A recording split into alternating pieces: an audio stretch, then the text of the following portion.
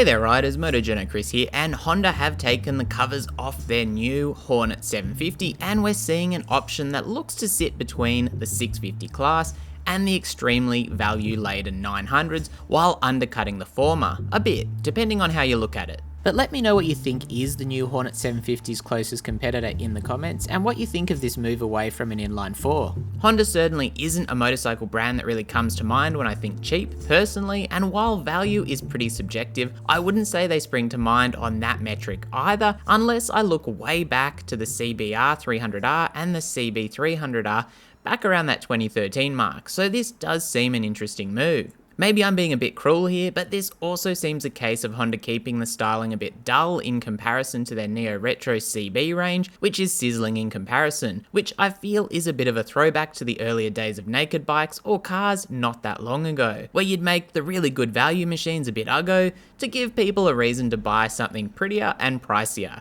It's mainly the headlight and simple swing arm that really made me think that though, and it may be a case of pictures not doing the bike full justice. Although I will say the Hornet in black looks significantly better than the white version in bringing the bike together, with the silver getting runner-up honours and the white and yellow being bottom of the pile, in my opinion at least. The Hornet does also look fairly similar to that old CB300R before it got that Neo Retro makeover too, with a tiny bit more flair. I can't say the same of the specifications, they aren't mind-blowing by any means, but there is a TFT display, Honda torque control, riding modes, wheelie control, 3 levels of engine braking, and power modes thanks to the inclusion of ride-by-wire. Electronics-wise, that's putting the cat amongst the pigeons in the 650 class. There's separate function big piston 41mm forks, but no adjustability, and the monoshock offers 5 levels of preload adjustment. The ride will really determine whether that's anything special, but on the adjustability side of things you can't really go any more basic. 4-pot calipers are a nice inclusion on the front from Nissan, mated to 296mm rotors, so they lack the bling factor of Brembos, but realistically should be plenty capable. Parallel twins also don't get the best rap in the motorcycling world, however it's worth noting this is a short stroke 270-degree crank parallel twin, which puts it in good company when it comes to engine character for parallel twins at least. Add the fact you'll be a couple shy of 70 kilowatts or around 90 horsepower and you're nicely clear of the 650 competition. It seems likely we'll see this engine in a baby Africa twin of some form or the 750 version we keep hearing rumours of. There's also a slipper clutch, which is nice to see, and 75 Nm of torque peaking at 7,250 RPM. A quoted fuel consumption figure of 23 km per litre is almost 4 litres per 100k, and a 15.2 litre tank means well over 300 km of range. Very respectable really.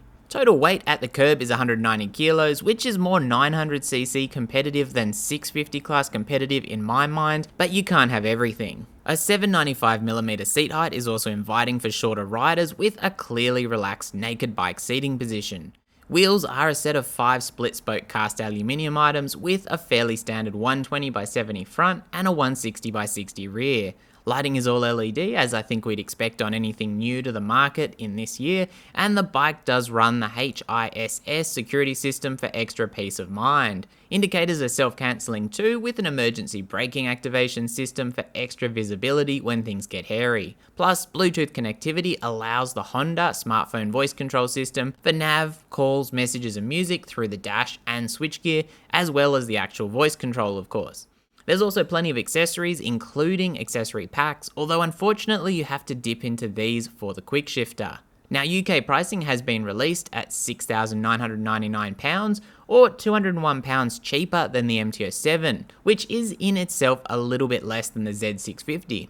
That price does land right on the UK SV650 pricing. For comparison, the SV650 here in Australia was the most affordable of the 650 contenders at almost 10k Australian dollars for quite a while. However, that price bumped up 15%, probably to align more closely with most of the other 650s, which are around that 13k mark. The Hornet 750 has some obvious winning points of course. The electronics package puts the other 650s in the dust if we look at the 2022s, and you're getting an extra 20 ponies. I wouldn't have said style is a standout in the class, but that's as subjective as it gets. Whether Honda pull a rabbit out of the hat with the suspension also massively outclassing the competition is an unknown, but I kinda doubt it personally, as everyone in this segment has been doing this for a while now. Compared to the 900s like the MT09 or Z900, the Hornet is very competitive on price, but that's a reflection of a more basic suspension setup and being quite down on power in comparison. Weight mirrors the MT09, but is quite a bit lighter than the Z900 for instance, leaving the bike feeling like a nice middle ground between the 650 class and the value-driven 900s. It'll be interesting to see if the US gets the Hornet, and if so, at what price. The same goes for Australia, of course. If the bike arrives to match SV650 pricing, that will be quite interesting indeed, and I'd go so far as to say that'll be necessary here, as the 755cc can't be a lamb's machine, so they simply can't tap into the beginner market. I do personally think this plays into the return to more value-driven, simpler, relatively speaking, machines, so hopefully this proves a winner for Honda. Anyway, let me know your thoughts in the comments, don't forget to sub, hit like and stay safe out there.